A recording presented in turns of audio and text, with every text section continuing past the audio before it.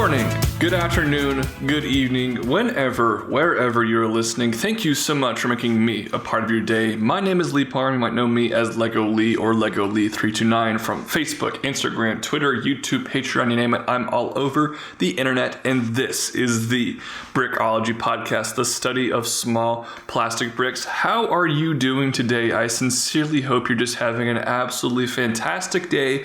And yes, if you are a longtime fan of Brickology, you might be surprised to be hearing my voice in a new episode this week, because this means there's been Brickology episodes in back-to-back weeks for the first time since October, over 3 months ago. And a few episodes ago, when I kind of revitalized the show after a couple month hiatus, I explained why it is I took that aforementioned break.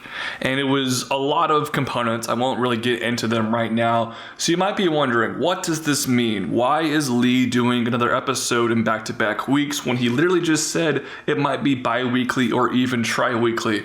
Well, it's a very simple answer. I quit my job. I quit my job. I quit my job. I flipped a table over, threw paper in the air, and I quit my job. Well, it actually wasn't that dramatic, but I did quit my job. And I don't know how many other times I'm going to say the words I quit my job, but I did. And, things just weren't going to work out at that company. I wanted them to. I wanted a little bit more commitment. I won't go any more in than that. It just wasn't going to work out. And I said, all right, guys, I'll see you later. You aren't committing, so peace out, yo. And, that means I'm unemployed, which is not ideal. However, I think I have some ideas of making money in other ways, including this podcast has now been monetized, which is exciting, although I haven't made any money from that yet, so I'm not really sure how viable that will be. Also, Patreon. I gained a couple of Patreon supporters in this past week, and I am currently scheming of how I can make my Patreon account better. So please go check me out on my Patreon page. If you love the show, if you love my content, literally you can donate $1 a month. I mean, $1 is nothing. One single dollar a month. But if I get 300 fans of Brickology to donate $1 a month, you're helping the show run, you're helping my Instagram page and my YouTube channel run, and you're also going to help me pay rent. So thank you everybody who has already supported me on Patreon, and I would love to get as many Patreon supporters as possible. There also will be an eBay store coming soon. I have some vintage old Lego and some sealed stuff that I definitely need to sell off. So look out for an eBay store soon, because I'm trying to hustle to make as much money while I continue applying to full-time jobs. But while I'm currently unemployed, I'm going to treat my Lego Lee pages and the Brickology podcast like they are legitimately my full-time job. So you know what that means? A podcast a week, baby, for the foreseeable future. Until I get employed full-time once again, there will be Brickology episodes every week for the time being, which is extremely exciting. And honestly, I miss this. It takes a long time to make one of these episodes. I mean, I write very, very detailed outlines for each episode, recording, editing, exporting, making images for thumbnails, and all that jazz. It is a pretty decent commitment. It probably takes like 10 hours to produce an episode of Brickology a week, and I just was not able to commit to that when I had a full-time job. And while it sucks to be unemployed, this is way more fun. It's seriously way more fun, and I would love for this to somehow become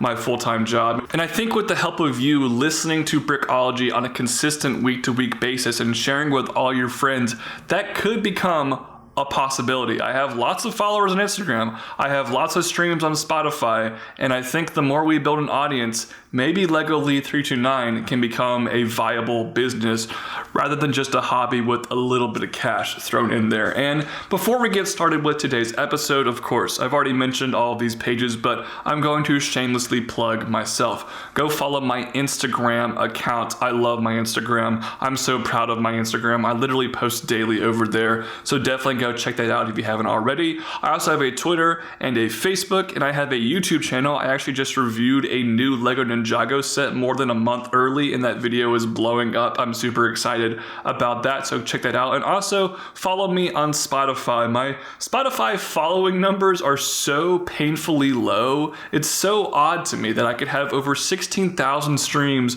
but only 150 followers. So if you're listening and you aren't following me, follow me, and turn on notifications so anytime I upload a new episode of this podcast, you're going to get notified about it. So, all introductions out of the way, it's now time to jump into today's theme for Brickology, which is LEGO Prince of Persia: The Sands of Time. Now, if you're a casual LEGO fan and a casual film fan and a fairly new fan to both those things, you might be like, Lee, what the heck is Prince of Persia? Now, the official subtitle for what we're about to talk about is The Sands of Time. I'm not going to keep saying that. I'm just going to call this Prince of Persia for short. And Prince of Persia is a 2010 Disney live-action PG-13 action movie starring Jake Gyllenhaal. Now, Disney went through this phase where Pirates of the Caribbean was absolutely huge, right?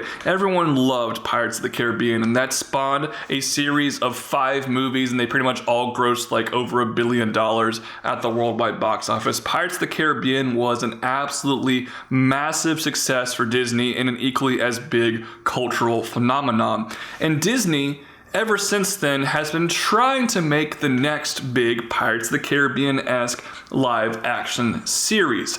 They attempted this with The Lone Ranger in 2013, which I did an episode about the LEGO sets based off that theme a couple of months ago. They also did something called John Carter in 2012, which LEGO did not make sets based off of, but both of those aforementioned films, Lone Ranger and John Carter, absolutely bombed at the box office. But one that preceded both of them, that actually came out in 2010, is Prince of Persia, starring my man Jake Gyllenhaal. And like those two films as well, they were based off existing properties. The Lone Ranger, of course, was based off those famous radio serials and TV shows from the early 1900s. John Carter was based off a famous book, and Prince of Persia was actually based off a famous video game series. And if you know anything about video games, and you know anything about films, you know anything about films that are based off video games, pretty much all of them, besides maybe the recent Sonic the Hedgehog movie and Detective Pikachu,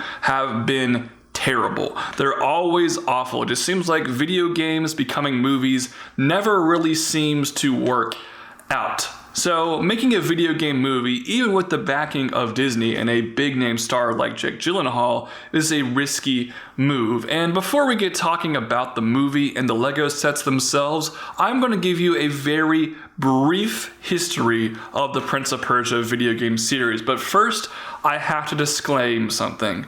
I've never even seen someone playing one of these games, let alone myself playing them. I don't know anything about this video game series. I didn't know it was a video game series until the movie was announced. I mean, seriously, I know nothing about this. I did some very, very surface level research for this. So this series apparently launched in 1989, and they've been producing games up until the most recent one, which came out in 2018. Prince of Persia: The Sands of Time, which is the basis for the film, was released in the year 2003 and was on systems like the Xbox, PlayStation 2, Microsoft, and of course my favorite, the GameCube. And it focuses on a prince from ancient Iran. So Jake Gyllenhaal is definitely not Iranian, so a bit of whitewashing for the cast of this movie, but let's not get too political here with talking about the film. And apparently the Prince of Persia games are kind of or the Assassin's Creed games are kind of like spiritual successors to the Prince of Persia games. And I have seen and played a little bit of Assassin's Creed, so if they're anything like those, I'm guessing they're fun, and you can just go around murdering people and doing crazy things. So yeah, I don't know anything about these games. I'd love to learn more, but this is a LEGO podcast, and I can't dedicate too much time to researching the game. And I have seen the movie. I saw the movie in theaters. I was excited to see the movie because of the LEGO sets alone, and I have not seen the movie since then. So I saw it once in theaters in 2010, and I remember being fairly entertained by the movie. However, I was 13. I'm now 23, so I don't know if this movie is as good as I remember it being. It probably isn't, just based on the very poor reviews it received. So take my recommendation of the film with a huge grain of salt. But that is all for the history of Prince of Persia. It is now time to dive in and talk about the Lego set based off this film in 2010. To give you a little bit of backstory, this is also something I chimed in on the 5th episode of Brickology almost a year ago about Lego Toy Story. In 2010, Lego and Disney had a big new deal. Now, Lego and Disney had produced like Duplo stuff in the past for Mickey Mouse, but for the most part, they had not really collaborated in that big of a fashion. But in 2010, they made a big new deal, which of course is still going on today, and they decided to make a couple of themes. The first one was based off of Toy Story, which is iconic and great. Everyone loves Toy Story. Everyone loved those sets, and of course, Toy Story 3 came out that year. People loved those sets as well, and that film grossed over $1 billion. And then the second one they made was Prince of Persia. Now, Pirates of the Caribbean was coming out the next year, and I'm sure Lego had this in mind. I also streamed my episode about Pirates of the Caribbean if you haven't already. And I'm sure Lego had this in mind. They're going to make Pirates of the Caribbean a big time Lego theme. But kind of to fill the void, they're like, oh, this Prince of Persia movie is coming out. Maybe let's make some Prince of Persia sets. And they made a pretty small line. There's only 5 Prince of Persia sets in total, plus 1 polybag. And very similar to the Lone Ranger, which I also did an episode of Brickology on a few months ago, this is a very fondly remembered theme.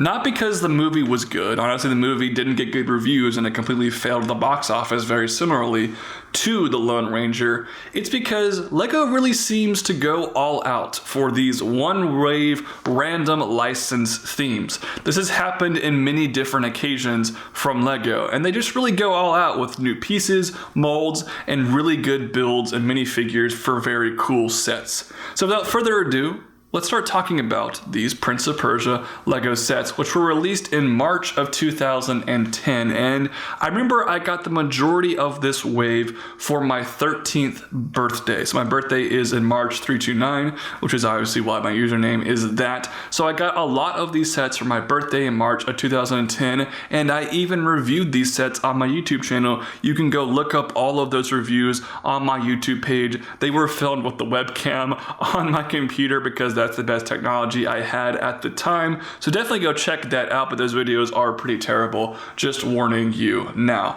So without further ado, let's talk about the only wave ever of Lego Prince of Persia sets. The smallest set of the bunch for $10.99, so $11, kind of a weird price with only 57 pieces, really bad price per piece, is called Desert Attack. The figures included with this set were Destan, who is of course Jake Gyllenhaal, who later has now had another minifigure with Mysterio from Spider-Man Far From Home, and Destan comes in every single set, and he's the exact same in every single set. There is no variation. We don't even get like a dirty variation like we did with the Lone Ranger from that wave. Literally, he comes in all of these sets, but he does have some really cool details and some new pieces at the time that have gone on to kind of become staple pieces. And those pieces are a new medium-length hairpiece that is now constantly used for characters across a lot of themes. I think most notably Kylo Ren uses this hairpiece in black. It's a great and iconic Lego hairpiece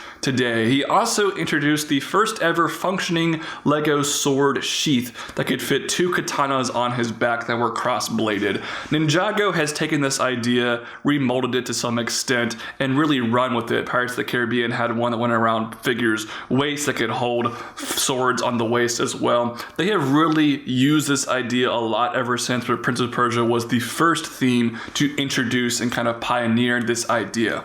The other figures in this set were Gazav and Satem. I have no idea if I'm saying those names correctly, but these characters introduced a new headdress piece that kind of looked like a turban, but it went over the shoulders as well. Very cool looking piece that honestly hasn't really been used since then, but is still a nice looking piece. And there also were some Wolverine-esque claws on the Satem figure, which these pieces have actually gone on to become a popular Greebling style detail piece. I've also seen them in some Ninjago sets as well, and they are not the Wolverine Wolverine claws that they eventually used with the actual Wolverine minifigure from X-Men sets later down the road, but they have a similar vibe to them as Wolverine's claws. They were also used on Shredder from the Teenage Mutant Ninja Turtles set. Also included with this set was a horse. A Lego horse. Now the Lego horse mold has changed since then, but this horse was very cool that it was exclusive to this set and had lots of very unique printing, and it had a sand blue saddle. And the animals in this theme are off the charts. You're going to hear me talk about how great the animals are in this wave throughout today's episode of Brickology. Now, let's talk about the build of this set. It's a tiny piece of the desert with some spears sticking out from the ground with a small bush and dark tan. There's some hidden treasure underneath this hinge piece that could lift up. There was a skeleton included, which I guess kind of counts as a minifigure. You also got a snake and a scorpion piece. And it's a really boring build that is absolutely tiny, easily the worst build of this series. And honestly, this set is basically a battle pack. There's some great pieces here, some great minifigures, and the build is terrible. It's pretty much just a battle pack. It went well with the rest of the Prince of Persia wave, but the build of this set downright just kind of sucks. Now, luckily, that's the only time you're ever going to hear me say the build sucks in this entire video, because the rest of the builds from this line are honestly pretty dang good. And the next one we'll talk about here is the set called the Ostrich Race. That is definitely something you'll probably never hear from Lego again. This was a set that retailed for about $20 US, had 169 pieces, so a pretty nice piece count for this set. And the figures included with this set here were the exact same Destan. You got an ostrich jockey, a very literal name. It's a jockey for riding an ostrich. And you also got Sheikh Amar. Now, Sheikh Amar was played by the legendary actor Alfred Molina, and at the time, this was Alfred Molina's third Lego minifigure. Most notably, he was Dr. Octopus in Spider-Man 2 from 2004, which is a great Lego minifigure, but he's also the henchman at the very beginning of the first Indiana Jones movie, the guy who actually dies when they try to get that little gold statue. He's that dude, and that guy came in a Lego set. So Alfred Molina technically has 3 Lego minifigures, and he was the first actor to have 3 live-action Lego minifigures when this set was initially released. Now, other actors have gone on to join that club since then, but Alfred Molina was the first to do it. This set also included ostriches. That's a really hard word to say. It included multiple ostrich pieces, I'm going to say that, and this is the only ever appearance of a Lego ostrich ever. Seriously, they have never included this piece or animal in any set since then, which is very strange to me, although I'm not really sure how many themes would benefit from actually having a Lego ostrich. And it was 2 separate pieces. The head was a separate piece that could turn around, and there were 4 studs on the back, so big enough for a Lego minifigure to ride. Now, the build of this set wasn't anything particularly amazing, but it wasn't bad either. You get a small weapons rack with 2 spears, an axe, and a whip, and you also get a viewing tower next to said rack where Destan can watch the race, and there is a scorpion and some foliage on the bottom. And then the main build is a starting gate, so very similar to something you might see from like the Kentucky Derby or another horse race. You can put the 2 ostrich pieces behind the gate, and there's a play feature where you pull it and both the gates flip open at once, and you can imagine, of course, the ostriches running out. Pretty cool play feature, effective mechanism, and honestly, this set was worth it literally just for those ostrich pieces, which are exclusive to this set to this day. Moving up in price point to $30 with 258 pieces, the next set from this line is called the Fight for the Dagger. The figures included with this set were Destan, the exact same version. You got Princess Tamina, our main female protagonist of the film, played by Gemma Arterton, and a pretty whatever looking minifigure. Looks very similar to Princess Leia or the Marion figures from some of the Indiana Jones sets. You also get an Alamut merchant who had that same new turban-esque piece, but this time it was in white. And then you get a character whose name is, I kid you not, Ahsoka. I'm not sure exactly if I'm pronouncing that right, but that is how it is spelled. And he had a brand new helmet piece in gold that's exclusive to this set. And I'm not entirely sure if that helmet piece has ever appeared in another set besides within this theme. And you also got another awesome new animal piece, and that of course is a camel. And the camel here is a brand new mold that's only ever appeared in this theme. This camel in particular was colored in dark brown, and it had a saddle which had a rod going through the middle that could hold 2 crates on either side, which made for a very cool look. Now the build of this set is a small piece of a Persian town, and the Dagger of Time is included. Now the Dagger of Time is the chase MacGuffin of the film. It's a brand new mold that is dual molded. It's kind of a rubbery plastic, and it's molded in 2 different colors. The blade itself is silver, and the hilt and like a little section in the middle of the blade is gold.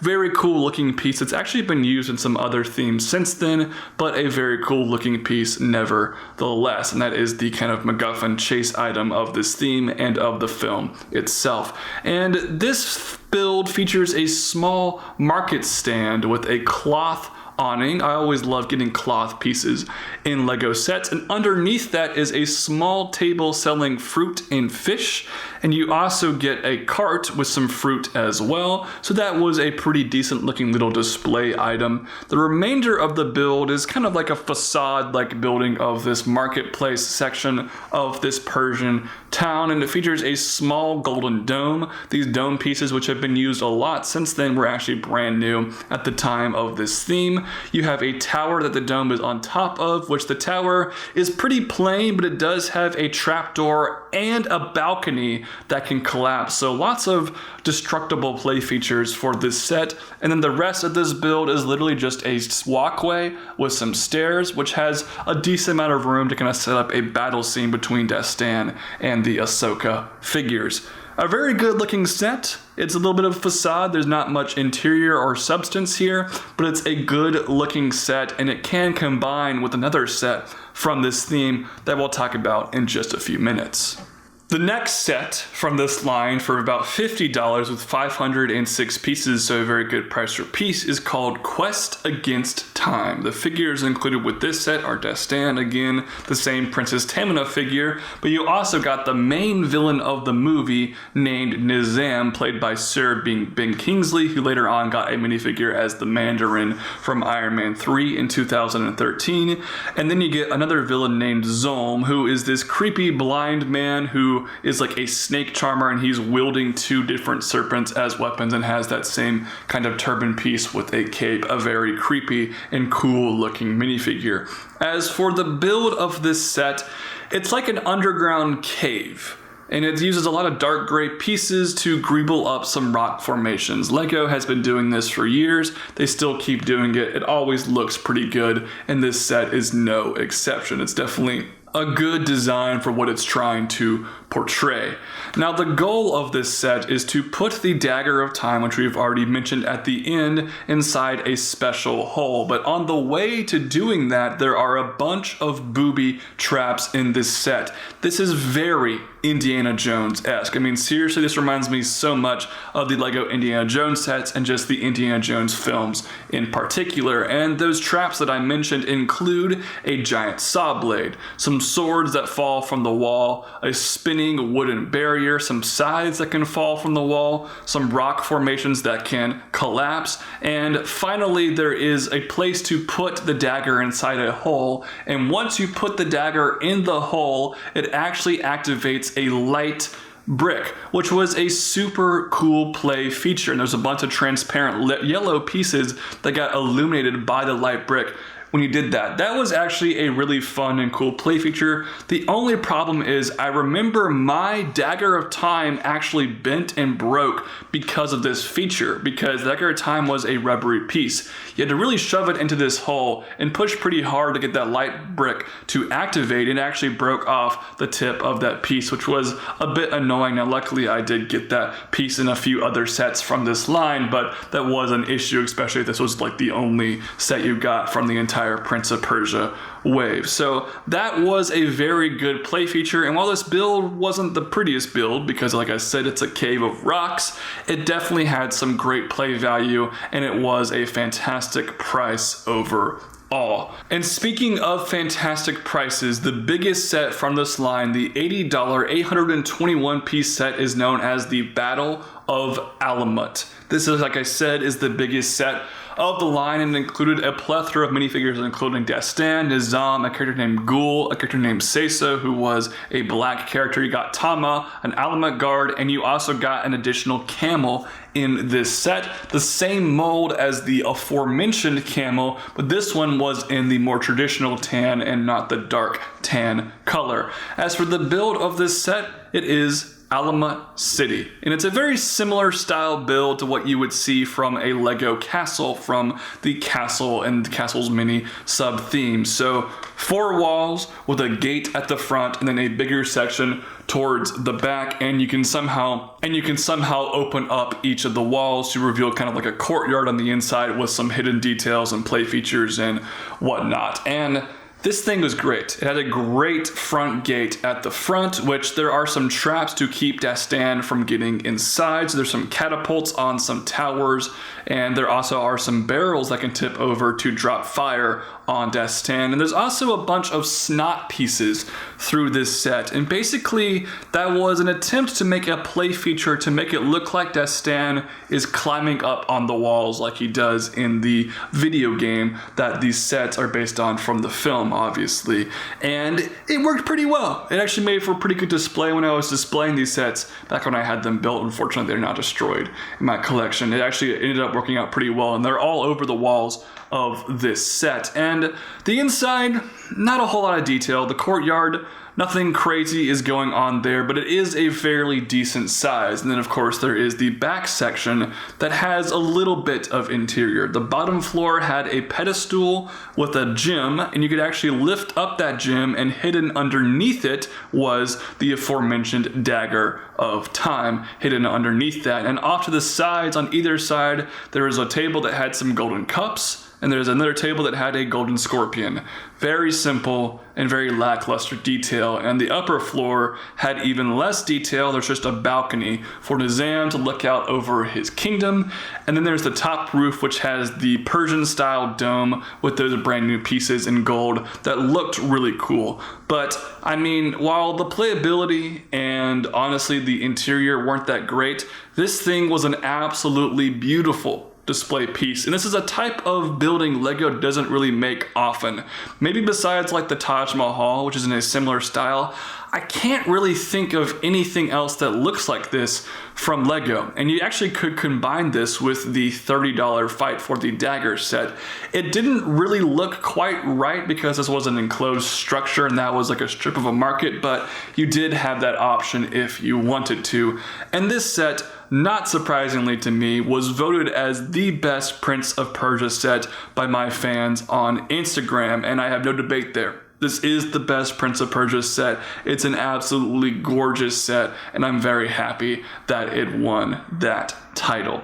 Now, before we wrap up today's episode, there is one more Prince of Persia thing we need to talk about, and that is the Prince of Persia Brickmaster. Now, Brickmaster is something I actually might do an episode about because it's a very unique theme from Lego. But essentially what Brickmaster was, it's a subscription program where you paid like $40 a year and Lego would send you a small set every month in the mail. And usually these sets were polybags that were slightly bigger than the polybag you might find at like Target, but they were still pretty small sets that had anywhere from like 50 to maybe 100 pieces if you were lucky, and they were completely exclusive to the Brickmaster theme. And they did a Brickmaster polybag for Prince of Persia, which had 52 pieces. It included the exact Saint Dastan figure, and he also was wielding the Dagger of Time. And the build for this set is kind of like a miniature version of the $50 set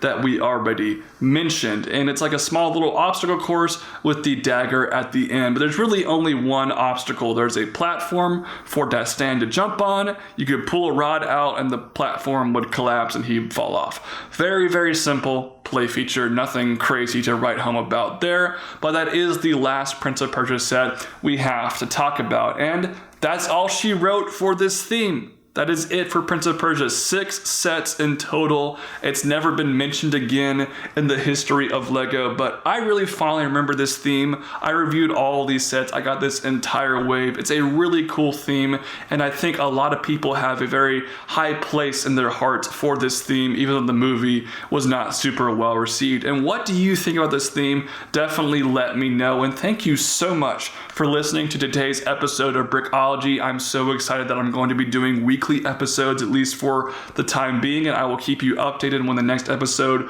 will drop, but hopefully they'll be every Friday as per usual for this show. Thank you all so much for listening. God bless. Peace out. Bye-bye.